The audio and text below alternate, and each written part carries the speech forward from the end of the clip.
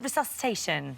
So yeah, if the animal isn't breathing, and you know, you can feel for a pulse with an animal just here. This is probably the best place to feel because that's where the pulse is strongest.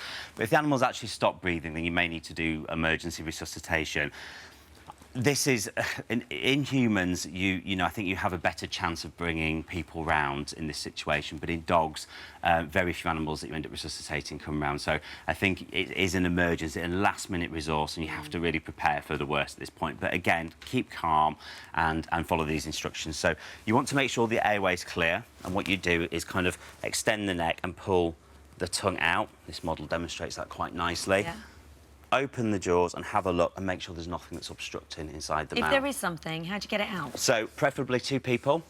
One person opens the jaws and the other person goes in. If the animal is conscious, awake, don't risk yourself getting bitten because this is, you know, people often get injured, try and go in there and get it out. Yeah. So I sometimes find a good way of doing it is curling the lips over the teeth on either side, on either jaws. So if the animal does bite down, it's not going to bite your fingers. Yeah.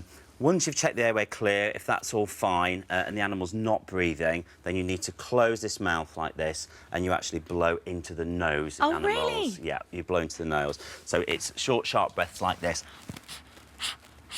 Oh, so not big, long, deep ones like you do on Resuscitation Human? No. You want to do about 20 in a minute, so that's one every couple of seconds, every 2 or 3 seconds.